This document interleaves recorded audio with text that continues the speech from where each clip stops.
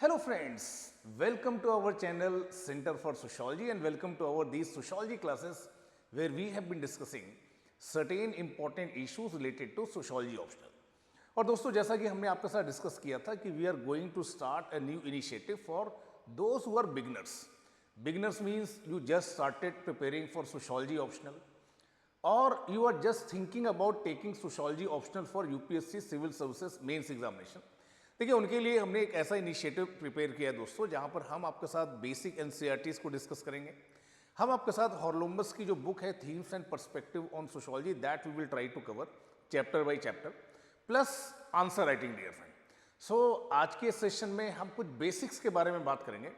Those basics that are very important for answer writing and very often it happens that despite having lots of knowledge about sociology subject, students they find certain difficulty in answer writing. Answer writing करने में उन्हें कुछ problem होती है. वो क्या issues हैं दोस्तों, वो क्या मिसकॉन्सेप्शंस हैं आंसर राइटिंग के बारे में, इन्हें भी आपके साथ आज डिस्कस करने की कोशिश करेंगे. तो एक अच्छा सेशन आपके साथ करेंगे दोस्तों. सेशन स्टार्ट करने से पहले थोड़ी सी बेसिक इन्फॉर्मेशन मेरे बारे में. My name is Pankaj Shukla and I have been teaching sociology optional since last more than 1 decade dear friend. और सोशोलॉजी ऑप्शनल की इस प्रिपरेशन में अगर आपको कोई भी डाउट है, कोई भी क्वेरी है दोस्तों, at any point of time if you find any difficulty, you should freely connect with me on these social media platform. इनके थ्रू आप मेरे साथ कनेक्ट हो सकते हैं और आपके जो भी डाउट्स हैं, आपके जो भी क्वेरीज हैं, that you can discuss with me dear friend. Now coming back to our topic dear friend, that is of answer writing. So देखिए हमने आपके साथ पहले डिस्कस किया that in this initiative through this channel centre for sociology, what we are going to cover these basic NCERTs that are foundation for your sociology subject, sociology optional. Then there is one very popular book that every mentor recommend, that is Themes and Perspective on Sociology by Horlumbus and Holborn, that we are going to cover. And most importantly dear friend, answer writing, because ultimately in this entire scheme of examination of UPSC Civil Services examination, the most important aspect of preparation is presentation of your ideas, that how you present your ideas in a systematic manner. And for that purpose dear friend, I am saying that your knowledge about this subject of sociology, ultimately it will be reflected through your answers. आप बहुत कुछ जानते हैं sociology के बारे में, आपकी बहुत अच्छी अंडरस्टैंडिंग है, बट आप इन आइडियाज़ को अच्छे से प्रेजेंट नहीं कर पा रहे हैं in a structured manner, in a proper manner, precise manner, accurate manner. Probably you may not get good marks, and many of you, in fact through my experiences I am saying that those who appear in mains examination with sociology optional dear friend, very often I found that 85 to 90% of them, they do not have any background in sociology. So देखिए कई बार आपको ये preparation में ऐसा issue आता है कि कैसे अच्छे आंसर्स लिखे जाएं, और जब आप आंसर राइटिंग के बारे में सोचते हैं तो ये कई बार हमारे माइंड में बहुत सारे मिसकॉन्सेप्शंस होते हैं, और ये मिसकॉन्सेप्शंस हमें रेजिस्ट करते हैं, हमें प्रिवेंट करते हैं एक अच्छा आंसर लिखने से. अब वो मिसकॉन्सेप्शंस क्या है दोस्तों? There are number of misconception. पहला मिसकॉन्सेप्शन ये होता है स्टूडेंट्स के माइंड में कि पहले मैं सारे सिलेबस को कंप्लीट कर लेता हूँ, first I must complete entire syllabus, then I will start writing answers. देखिए ये एक मिसकॉन्सेप्शन है. जो भी टॉपिक आप पढ़ रहे हैं, जो भी यूनिट आप पढ़ रहे हैं, उसके किसी सब टॉपिक को भी अगर आपने पढ़ लिया है, so you should start writing answer. You should be very sure about the content. Answer writing में दो चीज़ें बहुत इंपॉर्टेंट है दोस्तों. पहला है कंटेंट, क्या लिखना है, whether you have that content और not. But suppose you think that you have acquired that content either on your own or through YouTube channels or through some classes where you have been studying or by your own study, in whatsoever way. Suppose you have got the content, suppose any topic is there, modernity and social change in Europe and emergence of sociology, आपने इस topic को पढ़ लिया. देखिए there is no need that first you should complete entire syllabus of paper 1, then you should start answer writing. You start answer writing on that particular topic. उस particular topic पर आपको answer लिखना start कर देना दोस्तों. तो ये कहना कि देखिए first I will complete entire syllabus, then I will start writing answer, ये सही बात नहीं है दोस्तों. देन कि पहला ही आंसर ऐसा होना चाहिए कि परफेक्ट होना चाहिए. First answer should be perfect one. देखिए कई बार ये बात भी आपको प्रिवेंट करती है रेगुलर आंसर राइटिंग प्रैक्टिस करने से. आप में एक इनर्शिया होता है दोस्तों कि मैं अपना पहला ही आंसर ऐसा लिखूंगा जो सबसे बेहतरीन होगा, and when I will get it evaluated from my mentor, हाँ मेरे मेंटर बहुत खुश हो जाएंगे। देखिए ऐसा कोई पहला आंसर किसी का भी परफेक्ट आंसर नहीं हो सकता। We all learn it through the process of preparation. तो आपने जो भी पढ़ा है, you should start writing. Definitely first answer will not be the best answer, perfect answer, but while answer writing, definitely your 10th answer, 11th answer will be a good one, and therefore don't resist yourself कि जब तक पहला answer perfect answer नहीं होगा मैं answer writing नहीं करूंगा। ये भी एक देखिए मिसकॉन्सेप्शन है जो आपको कैरी नहीं करना चाहिए दोस्तों। तीसरी एक बहुत इंपॉर्टेंट बात है, देखिए बच्चों में कई बार ऐसी बातें सुनने को मिलती हैं कि सिंस पेपर 1 और पेपर 2 अलग अलग हैं, so we should prepare them separately. But you just go through your syllabus, you will find that there are certain units like social stratification that is there in paper 1 as well as in paper 2, politics and society that is there in paper 1 as well as in paper 2, religion and society that is there in paper 1 as well as in paper 2, change movement paper 1 as well as paper 2. Then you will find system of kinship that is there in paper 1 as well as in paper 2. So when you prepare these things, you should prepare in an integrated manner. Very often, you might be referring certain thinkers from the paper 2 while substantiating your answers in paper 1. Similarly, while writing answers in paper 2, you will be substantiating your answer with certain thinkers, certain example in paper 1. So ये सोचना कि देखिए दोनों papers segregated हैं, separate हैं, अलग अलग हैं, ये भी एक मिसकॉन्सेप्शन है। सो पहले तो देखिए आपको इन मिसकॉन्सेप्शंस को दूर रखना चाहिए। अब बात आती है आंसर राइटिंग की। So whenever you start thinking about answer writing, देखिए there are certain points that you need to remember. ये पॉइंट्स, बहुत सारे पॉइंट्स हो सकते हैं आपको पहले से भी पता हो, they might appear you as a very theoretical point, but when I will start taking questions in subsequent sessions in these answer writing session, you will find that these points are very crucial. These points are very important. They are key to secure good marks in your examination.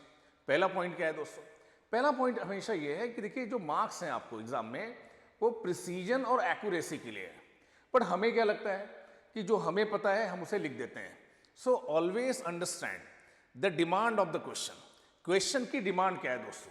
The demand of the question is very important and always try to answer what is being asked. कैसे? मैं आपको example देकर बताऊंगा। Like suppose there is a topic of objectivity and value neutrality in case of sociological research.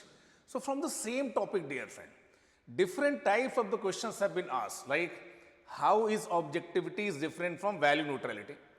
Discuss with reference to the Weber's view on methodology. Examine the problem of maintaining objectivity and value neutrality in social sciences.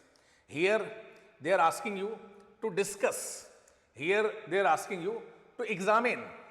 Issue is same, objectivity and value neutrality. How is objectivity different from value neutrality? So again this question is repeated. So whenever such kind of the questions are there, dear friend, you should be in a position to distinguish that even though the question is related to same topic, but how demand of question is different in both the questions, dear friend, and you need to answer what is being asked. ऐसा नहीं है कि आपने start कर दिया कि this is objectivity, this is value neutrality. One debate was there in sociology when sociology came into existence, and that is how Weber has contributed his own idea. Discuss करने वाला पार्ट आपने examiner पर छोड़ दिया, examine करने वाला part आपने examiner पर छोड़ दिया। ऐसा नहीं है दोस्तों। You should be very clear, you should be very precise, you should be very accurate while attempting these questions, and always attempt what is being asked, dear friend. Then आपको most of जो questions हैं sociology में या किसी भी humanities के question paper में दोस्तों, you need to build an argument. एक बात जो आपको अच्छे से समझ में आती है वो ये है कि देखिए किसी भी आंसर में एक इंट्रोडक्शन होना चाहिए, किसी भी आंसर में एक मेन बॉडी होनी चाहिए, और किसी भी आंसर में एक कंक्लूजन होना चाहिए, एक कंक्लूडिंग पैराग्राफ होना चाहिए। ठीक बात है, that is something that you might be knowing since your GS preparation also, और in optional also you have seen number of YouTube lectures, dear friend. ये जो स्ट्रक्चर है that is good, dear friend. और अगर इसमें आप कुछ value addition करना चाहते हैं तो आप कुछ फ्लो चार्ट, कुछ डायग्राम, कुछ केस स्टडीज से आप इसे सब्सटेंशिएट कर सकते हैं। But in case of sociology, through my experiences, I'm telling you, dear friend, whenever you write answer, you write one short introduction, dear friend. When you come to the main body, dear friend, your main body should be consisting of one argument and one counter argument. जैसा कि marks बोलते हैं, thesis, antithesis and synthesis, dear friend. After writing that introduction, you should think about that what will be your argument, what will be your counter argument, and how you will try to summarize in conclusion part by synthesizing both. So for example, they are asking you, examine functionalist theory of stratification or discuss functionalist theory on stratification. So definitely you will write one short introduction about functionalist theory on stratification. कि functionalist theory on stratification, how they consider stratification as good and desirable for society. But then you should start building your argument. And after giving your argument, supported by some thinkers, you should also give counter argument, dear friend, that how functionalists have been criticized by conflict scholars, primarily Melvin M. Tumin.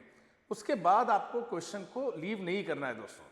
You need to synthesise, you need to conclude it. और ये जो conclusion part है दोस्तों, that should carry elements from your argument as well as counter argument. तब जाकर आपका answer क्या होता है, कंप्लीट होता है. तो this structure is important, but when ever you right, you should write in form of a main argument, then counter argument, then in conclusion you should try to synthesize both these things as far as my knowledge is concerned, dear friend. मुझे ऐसा लगता है कि देखिए इस तरह अगर आप लिखते हैं तो definitely you will get good marks. Good marks और good answer is something that carries proper content. Content should not be missing, dear friend. Highly precise, accurate content you should write. Proper structuring, dear friend. आपने उसे proper structure किया है and you are writing in time frame. कई बार मैंने ऐसा देखा, देखिए आप एक ही क्वेश्चन को लेकर हाफ एन आवर तक लिखते रहते हैं दोस्तों. Then you try to present it. Certain question you totally skip in test series. आप बोलते हैं कि टाइम नहीं हो पाया. Don't take it casually, start writing in time frame, dear friend. आपका जो बेस्ट आंसर है, आपका जो गुड आंसर है, वो एक पर्टिकुलर टाइम फ्रेम में लिखा जाना चाहिए. ये बात भी आपको अपने ध्यान में रखनी है. और जहां भी पॉसिबल हो दोस्तों, wherever possible, you should explain key terms. So if they are asking question related to dominant caste, Sanskritisation, देखिए जो एग्जामिनर है उसे पता है कि संस्कृताइजेशन क्या है, बट वो ये जानना चाहता है कि आपकी अंडरस्टैंडिंग संस्कृताइजेशन के बारे में, आपकी अंडरस्टैंडिंग डोमिनेंट कास्ट के बारे में, आपकी अंडरस्टैंडिंग कास्ट सिस्टम के बारे में क्या है दोस्तों. So where ever some key terms are there in your answer, you should elaborate those key terms. You should support your argument with the thinkers, their studies, and if you include these things in your answer, dear friend, definitely your answer will be a good answer. कैसे लिखना है, in subsequent classes I will try to come up with the questions one by one, dear friend. और ऐसे बहुत सारे sessions हम इन classes में आपके साथ लेंगे और जानने की कोशिश करेंगे कि how to write good answer, dear friend. So I hope कि देखिए ये जो बेसिक्स आज मैंने आपके साथ डिस्कस किए आपको समझ में आए होंगे दोस्तों. क्या है आपका फीडबैक, चैट बॉक्स में जरूर डिस्कस करिएगा. और अगर आप यूपीएससी की प्रिपरेशन कर रहे हैं, एकदम ही बिगनर हैं और श्योर नहीं है दोस्तों कि किस प्लेटफॉर्म को आपको ज्वाइन करना चाहिए, जहां पर एक ही प्लेटफॉर्म पर आपको सारा course, syllabus, mentorship, test series, answer writing session मिले. So we at the analytics IAS, dear friend, we are going to launch a new foundation batch for sociology, keeping in mind 2026 examination from 5th of November. अगर आप interested हैं तो दिए हुए number पर आप call कर सकते हैं और जो भी आपकी क्वेरीज है उन्हें आप रिजॉल्व कर सकते हैं दोस्तों. Thank you to all for joining me and for staying with me.